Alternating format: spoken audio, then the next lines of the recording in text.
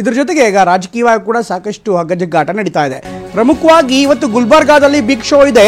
ಪ್ರಿಯಾಂಕಾ ಖರ್ಗೆ ಮನೆಗೆ ಮುತ್ತಿಗೆ ಹಾಕೋದಕ್ಕೆ ಬಿಜೆಪಿ ನಾಯಕರು ಪ್ಲಾನ್ ಮಾಡ್ತಾ ಇದ್ದಾರೆ. ಇವತ್ತಿನ ಸಂಪೂರ್ಣ ಆಕ್ಷನ್, ರಾಜಕೀಯ ಆಕ್ಷನ್ ಏನಿದ್ರು ಕೂಡ ಅದು ಗುಲ್ಬರ್ಗಾದಲ್ಲಿ.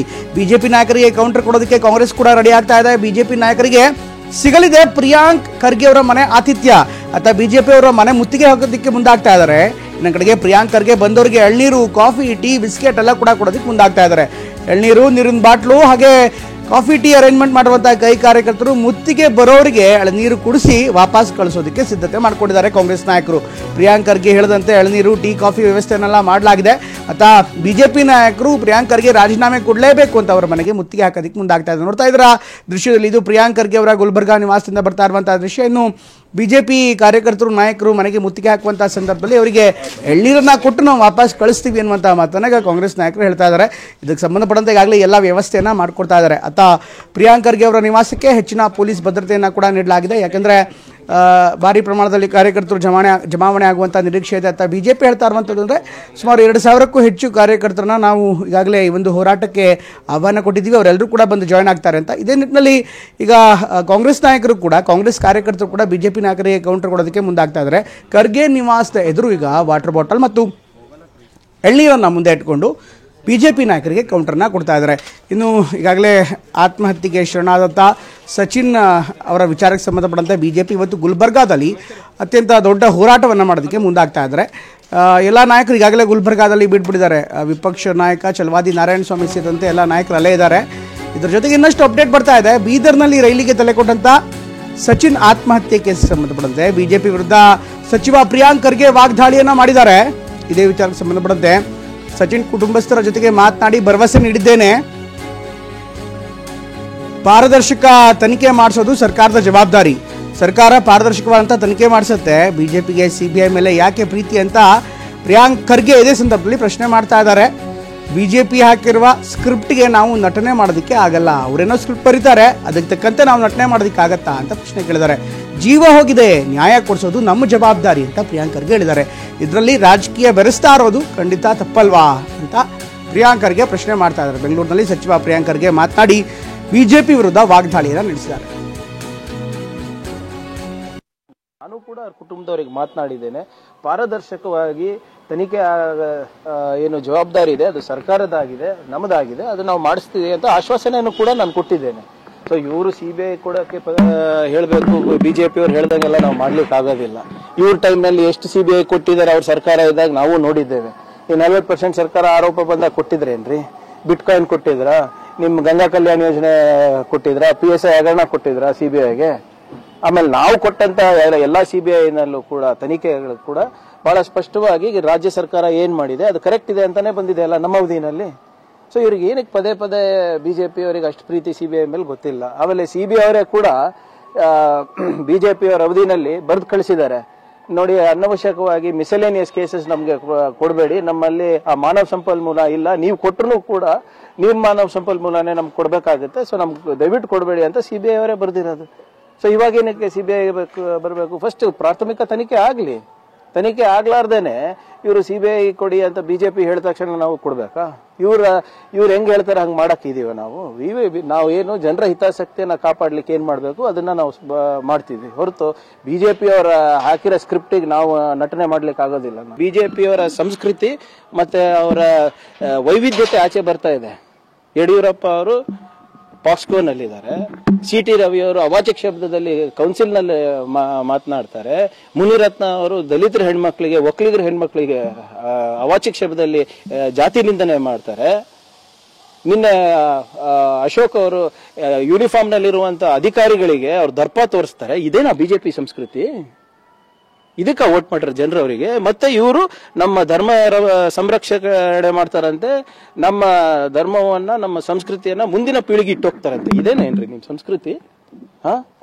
ಅಪ್ರಾಪ್ತ ಬಾಲಿಕರಿಗೆಲ್ಲ ಲೈಂಗಿಕ ದೌರ್ಜನ್ಯ ಕೊಡೋದ ನಿಮ್ದು ಸಂಸ್ಕೃತಿ? ಮಹಿಳೆಯರಿಗೆ ನಿಂದನೆ ಮಾಡೋದ ನಿಮ್ ಸಂಸ್ಕೃತಿ? ದಲಿತರ ಮೇಲೆ ದೌರ್ಜನ್ಯ ಮಾಡೋದ ನಿಮ್ ಸಂಸ್ಕೃತಿ? ಅಧಿಕಾರಿಗಳ ಮೇಲೆ ನಿಮ್ಮ ಅಧಿಕಾರದ ದರ್ಪ ತೋರ್ಸದ ನಿಮ್ ಸಂಸ್ಕೃತಿ? ಇದಾ ಬಿಟ್ಟು ಹೋಗ್ತಾ ಇರೋದು ನೀವು ಮುಂದಿನ ಪೀಳಿಗೆಗೆ? ನಾಚಿಕೆ ಬರ್ಬೇಕು ಇವರಿಗೆ. ದಯವಿಟ್ಟು ಕಾಂಗ್ರೆಸ್ ಬಗ್ಗೆ ನನ್ನ ಬಗ್ಗೆ ಮಾತಾಡೋದಕ್ಕಿಂತ ಮುಂಚೆ ನಿಮ್ಮ ನಾಲ್ಗೆ ಮೇಲೆ ಲಗಾಮಿರ್ಲಿ. ಇನ್ನು ಸಚಿನ್ ಆತ್ಮಹತ್ಯೆಯಲ್ಲಿ ಪ್ರಿಯಾಂಕ್ ಖರ್ಗೆ ಹೆಸರು ಪ್ರಸ್ತಾಪ ಆಗಿದೆ. ಹೀಗಾಗಿ ಅವರ ವಿರುದ್ಧ ಕ್ರಮ ಆಗಬೇಕು, ಈ ಪ್ರಕರಣದ ಬಗ್ಗೆ ಸಿಬಿಐ ತನಿಖೆ ನಡೀಬೇಕು ಅಂತ ಬಿಜೆಪಿ ನಾಯಕ ಸಿಟಿ ರವಿ ಈಗ ಕಲಬುರಗಿಯಲ್ಲಿ ಹೇಳಿಕೆಯನ್ನ ಕೊಟ್ಟಿದ್ದಾರೆ. ಅವರ ಹೆಸರು ಪ್ರಸ್ತಾಪವಾಗಿದೆ ಪ್ರಕರಣದ ಬಗ್ಗೆ ಸಿಬಿಐ ತನಿಖೆ ನಡೀಬೇಕು, ಆತ್ಮಹತ್ಯೆ ಪ್ರಕರಣದ ಸತ್ಯಾಸತ್ಯತೆ ಹೊರಬರಬೇಕು ಅನ್ನುವಂಥ ಮಾತನ್ನ ಈಗ ಸಿಟಿ ರವಿ ಹೇಳ್ತಾ ಇದ್ದಾರೆ. ಕಲಬುರಗಿಯಲ್ಲಿ ಮಾಧ್ಯಮದವರಿಗೆ ಮಾತನಾಡ್ತಾ ಕೊಲೆಗೆ ಸುಪಾರಿ ನೀಡಲಾಗಿದೆ ಅನ್ನುವಂಥ ಉಲ್ಲೇಖ ಕೂಡ ಇದೆ. ಈ ಒಂದು ವಿಚಾರದಲ್ಲಿ ಬಿಜೆಪಿ ನಾಯಕರ ಕೊಲೆಗೆ ಸುಪಾರಿ ನೀಡಲಾಗಿದೆ ಅನ್ನುವಂಥ ಉಲ್ಲೇಖ ಕೂಡ ಇದೆ. ಚಂದು ಪಾಟೀಲ್, ಬಸವರಾಜ್ ಮುತ್ತಿಮೂಡು ಹೆಸರು ಕೂಡ ಇದೆ. ಇದೆಲ್ಲವೂ ಕೂಡ ತನಿಖೆ ಆಗಬೇಕಾಗಿದೆ. ಪ್ರಿಯಾಂಕ್ ಬೆಂಬಲಿಗ ರಾಜು ಕಪ್ನೂರ್ ಹೆಸರು ಕೂಡ ಇದೆ. ಸಂತೋಷ್ ಆತ್ಮಹತ್ಯೆ ಕೇಸ್ನಲ್ಲಿ ರಾಜೀನಾಮೆ ಕೇಳಿದ್ರು. ಈಶ್ವರಪ್ಪಗೆ ರಾಜೀನಾಮೆಗೆ ಪ್ರಿಯಾಂಕಾ ಆಗ್ರಹ ಮಾಡಿದ್ರು.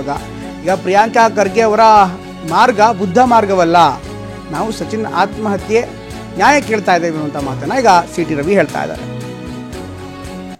ಸಚಿನ್ ಪಾಂಚಾಳ್ ಆತ್ಮಹತ್ಯೆ ಮಾಡಿಕೊಂಡ್ರು, ದುರದೃಷ್ಟಕರ. ಅವರು ಡೆತ್ ನೋಟ್ನಲ್ಲಿ ಕೆಲವು ಸಂಗತಿಗಳನ್ನು ಉಲ್ಲೇಖ ಮಾಡಿದ್ದಾರೆ. ಡೆತ್ ನೋಟ್ನಲ್ಲಿ ಪ್ರಿಯಾಂಕ್ ಖರ್ಗೆ ಅವರ ಹೆಸರನ್ನು 3 ಬಾರಿ ಉಲ್ಲೇಖ ಮಾಡಿದ್ದಾರೆ.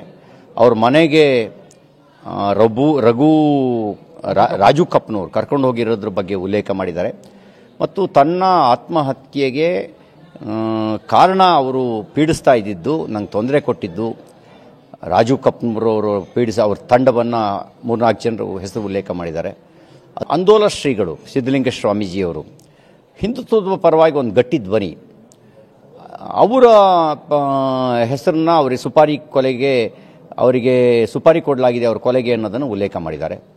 ಹಾಗೆ ನಮ್ಮ ಪಕ್ಷದ ಮುಖಂಡರಾಗಿರ್ತಕ್ಕಂಥ ಶಾಸಕರಾದ ಬಸವರಾಜ್ ಮತ್ತಿಮೂಡ್ ಅವರು, ನಮ್ಮ ಪಕ್ಷದ ಜಿಲ್ಲಾಧ್ಯಕ್ಷರಾಗಿರ್ತಕ್ಕಂಥ ಚಂದು ಪಾಟೀಲ್ರು, ಸ್ವತಃ ಚಿತ್ತಾಪುರ ಕ್ಷೇತ್ರದಲ್ಲಿ ಪ್ರಿಯಾಂಕ್ ಖರ್ಗೆ ವಿರುದ್ಧ ಸ್ಪರ್ಧಿಸಿ ಸೋತಂಥ ಮಣಿಕಂಠ ರಾಠೋಡ್ ಇವರ ಹೆಸರನ್ನ ಡೆತ್ ನೋಟ್ನಲ್ಲಿ ಉಲ್ಲೇಖ ಮಾಡಿದ್ದಾರೆ. ಇವರ ಕೊಲೆಗೆ ಸುಪಾರಿ ಕೊಡಲಾಗಿದೆ ಅಂತಕ್ಕಂಥ ಮಾತು ಬಹಳ ಆಘಾತಕಾರಿಯಾಗಿರ್ತಕ್ಕಂಥ ಸಂಗತಿ. ಈ ಸತ್ಯ ಸಂಗತಿ ಬಯಲಾಗಬೇಕಾ ಬೇಡವಾ? ಅದಕ್ಕೆ ನಮ್ಮ ಬೇಡಿಕೆ ಇದೆ, ಸಿಬಿಐ ತನಿಖೆ ಮಾಡಿಸಿ ಸತ್ಯಾಸತ್ಯತೆ ಹೊರಗೆ ಬರಲಿ. ಯಾರು ಸುಪಾರಿ ಕೊಟ್ಟರು, ಯಾರಿಗೆ ಕೊಟ್ಟರು, ಈ ಎಲ್ಲ ಸಂಗತಿಗಳು ಹೊರಗೆ ಬರಬೇಕು. ಇದ್ರ ಜೊತೆಗೆ ಸಚಿನ್ ಪಾಂಚಾಳ್ ಸಾವಿಗೆ ನ್ಯಾಯ ಸಿಗಬೇಕು. ಸಚಿನ್ ಪಾಂಚಾಳ್ ಇದ್ರ ಜೊತೆಗೆ ಇನ್ನಷ್ಟು ಅಪ್ಡೇಟ್ಸ್ಗಳು ಬರ್ತಾ ಇದೆ. ಗುತ್ತಿಗೆದಾರ ಸಚಿನ್ ಪಾಂಚಾಳ್ ಆತ್ಮಹತ್ಯೆ ಪ್ರಕರಣಕ್ಕೆ ಸಂಬಂಧಪಟ್ಟಂತೆ ಬರ್ತಾ ಇರುವಂತಹ ವಿವರ ಇದು. ಟಿವಿ ನಾನ್ಗೆ ಚಲವಾದಿ ನಾರಾಯಣ ಸ್ವಾಮಿ ಪ್ರತಿಕ್ರಿಯೆಯನ್ನ ಕೊಟ್ಟಿದ್ದಾರೆ. ಅವ್ರು ಮಾತನಾಡ್ತಾ ಅನೇಕ ವಿಚಾರಗಳನ್ನ ಹೇಳ್ತಾ ಇದ್ದಾರೆ. ನ್ಯಾಯ ಕೇಳಲು ನಾವು ಈ ಪ್ರತಿಭಟನೆ ಮಾಡ್ತಾ ಇದ್ದೇವೆ, ನಾವು ಸುಮ್ಮನೆ ಹೋರಾಟ ಅಂತ ಮಾಡ್ತಾ ಇಲ್ಲ, ಒಂದು ನ್ಯಾಯ ಬೇಕಾಗಿದೆ, ಬೇಷರತ್ತಾಗಿ ಪ್ರಿಯಾಂಕ್ ರಾಜೀನಾಮೆ ನೀಡಬೇಕು ಅನ್ನುವಂಥ ಮಾತನ್ನ ಈಗ ಚಲವಾದಿ ನಾರಾಯಣ ಸ್ವಾಮಿ ಹೇಳ್ತಾ ಇದ್ದಾರೆ. ಪ್ರಿಯಾಂಕ್ ಕೊಲೆ ಮಾಡಿದ್ದಾರೆ ಅಂತ ನಾವು ಹೇಳ್ತಾ ಇಲ್ಲ, ಪ್ರಿಯಾಂಕ್ ಖರ್ಗೆ ಕೊಲೆ ಮಾಡಿದ್ದಾರೆ ಅಂತ ನಾವು ಹೇಳ್ತಾ ಇಲ್ಲ. ಡೆತ್ ನೋಟ್ನಲ್ಲಿ ಪ್ರಿಯಾಂಕ್ ಬೆಂಬಲಿಗರ ಹೆಸರಿದೆ. ಇದು ವೆರಿ ವೆರಿ ಇಂಪಾರ್ಟೆಂಟ್. ಹೀಗಾಗಿ ದೂರು ದಾಖಲಾದ್ರೂ ಯಾರನ್ನೂ ಬಂಧಿಸಿಲ್ಲ. ಇಷ್ಟೆಲ್ಲ ಆದರೂ ಕೂಡ ಯಾರನ್ನೂ ಕೂಡ ಬಂಧನ ಮಾಡಲ್ಲ. ಧೈರ್ಯವಿದ್ರೆ ಪ್ರಿಯಾಂಕ್ ಖರ್ಗೆ ರಾಜೀನಾಮೆ ಪಡೆಯಲಿ ಅಂತ ಮುಖ್ಯಮಂತ್ರಿಗಳಿಗೆ ನೇರವಾಗಿ ಸವಾಲನ್ನು ಹಾಕಿದ್ದಾರೆ ವಿಪಕ್ಷ ನಾಯಕ ಚಲವಾದಿ ನಾರಾಯಣ ಸ್ವಾಮಿ. ಅವರ ಡೆತ್ ನೋಟ್ನಲ್ಲಿ ಏನು ಬರೆದಿದ್ದಾರೆ, ಈ ಗ್ಯಾಂಗ್ ಅವರು ಎಲ್ಲರೂ ಕೂಡ ಪ್ರಿಯಾಂಕ್ ಅವರ ಅನುಯಾಯಿಗಳು, ಅವರೇ ನನ್ನನ್ನು ಕರ್ಕೊಂಡೋಗಿ ಅವರಿಂದ ಟೆಂಡರ್ ಕೊಡಿಸಿದ್ದಾರೆ, ಮಂತ್ರಿಗಳೇ ಫೋನ್ ಮಾಡಿ ಹೇಳಿದ್ದಾರೆ, ನನಗೆ ಬಿಲ್ಲು ಕೊಡಿಸಿದ್ದಾರೆ. ಅಂದರೆ ಟೋಟಲ್ ಇನ್ವಾಲ್ವ್ಮೆಂಟ್ ಅದರಲ್ಲಿ ಇದೆ ಅಂತ ಆಯ್ತಲ್ಲ. ಅವ್ರ ಹೆಸರು ಅವ್ರು ಪ್ರಸ್ತಾಪನೇ ಮಾಡಿಲ್ಲ ಅಂದರೆ ಪ್ರಸ್ತಾಪ ಬರಲ್ಲ. ಆದ್ದರಿಂದ ಅಲ್ಲಿ ಮಾಡಿದ್ರಿಂದ ನೀವೇ ಕೊಲೆ ಮಾಡಿಬಿಟ್ರಿ ಅಂತ ನಾವು ಹೇಳಲಿಲ್ಲ, ನಿಮ್ಮ ಅನುಯಾಯಿಗಳು ಮಾಡಿದ್ದಾರೆ. ಅವರನ್ನೆಲ್ಲನೂ ಇವತ್ತು FIR ಆಗಿದ್ದರೂ ಕೂಡ ಇದುವರೆಗೂ ಯಾರನ್ನು ಕೂಡ ಅರೆಸ್ಟ್ ಮಾಡಿಸಿಲ್ಲ. ಅಂದರೆ ಅವರ ರಕ್ಷಣೆ ಮಾಡ್ತಾ ಇರೋರು ಯಾರು? ಆಮೇಲೆ ಆ ಫ್ಯಾಮಿಲಿಯನ್ನು ಥ್ರೆಟ್ ಮಾಡಿದ್ದಾರೆ, ಆ ಫ್ಯಾಮಿಲಿಯನ್ನು ಮುಗಿಸ್ತೀವಿ ಅಂದಿದ್ದಾರೆ. ಅದಕ್ಕಾಗಿ ಇವತ್ತು ಅವರು ಭಯಭೀತರಾಗಿದ್ದಾರೆ, ಜೀವನೂ ಕಳ್ಕೊಂಡಿದ್ದಾರೆ. ಇದರಲ್ಲಿ ವಿಶೇಷ ಅಂತಂತಂದರೆ ಸುಪಾರಿ ಕೇಸ್ ಇದೆ. ಇದನ್ನು ಸಣ್ಣದಾಗಿ ತಗೊಳ್ಬಾರ್ದು ನೀವು. ಸುಪಾರಿ ಕೇಸು ಯಾಕೆ ಇನ್ವೆಸ್ಟಿಗೇಷನ್ ಆಗಬೇಕಲ್ಲ. ಆಮೇಲೆ ಇಂಟರ್ ಸ್ಟೇಟ್ ಇದು ಬರುತ್ತೆ. ಬಸವರಾಜ್ ಮತ್ತಿಮೋಡು ಶಾಸಕರು, ಒಬ್ಬ ಶಾಸಕರನ್ನು ಸುಪಾರಿ ಕೊಡ್ತಾರಂತಂದ್ರೆ ಏನು ತಮಾಷೆ ವಿಷಯ ಅಂದ್ಕೊಳ್ಬೇಕು ಅದನ್ನು. ಆದಮೇಲೆ ಹನಿ ಟ್ರ್ಯಾಪ್ನ ವಿಷಯ ಇದೆ ಅದರಲ್ಲಿ. ಇವುಗಳಿಗೆಲ್ಲ ಉತ್ತರ ಕೊಡಬೇಕಾದ್ದು ಸರ್ಕಾರದ ಧರ್ಮ. ಸರ್ಕಾರ ನ್ಯಾಯ ಕೊಡುವುದರಲ್ಲಿ ಫೇಲ್ ಆದಾಗ ನಾವು ಕೇಳೋದು ನಮ್ಮದು, ನ್ಯಾಯ ಕೊಡಿಸೋದು ನಮ್ಮ ಕೆಲಸ. ನಿಮ್ಮ ಹೆಸರು ನಾವು ತರಲಿಕ್ಕೆ ನಾವೇನು ದಡ್ಡರಲ್ಲ ಇವತ್ತು. ಅದರಿಂದಾಗಿ ನೀವು ರಾಜೀನಾಮೆ ಕೊಡಬೇಕಾಗತ್ತೆ. ಮುಖ್ಯಮಂತ್ರಿಗಳಲ್ಲಿ ಆಗ್ರಹ ಪಡ್ತೀವಿ, ನಿಮಗೆ ಧೈರ್ಯ ಇದ್ದರೆ ಅಥವಾ ಕೊಡಿಸಿ, ಇಲ್ಲ ನಿಮಗೇನಾಗಿದೆ ಅಂತಂದರೆ ನಿಮ್ಮ ಸ್ಥಾನ ಉಳಿಸ್ಕೊಳ್ಬೇಕು ಅನ್ನೋದೇ ನಿಮ್ಮ ಇದಾಗಿದ್ದರೆ ನೀವು ಅದನ್ನು ಮುಂದುವರಿಸ್ಕೊಳ್ಳಿ. ನಮ್ಮ ಹೋರಾಟವನ್ನು ರಾಜ್ಯಾದ್ಯಂತ ನಾವು ಮುಂದುವರಿಸ್ಕೊಳ್ಳಿ.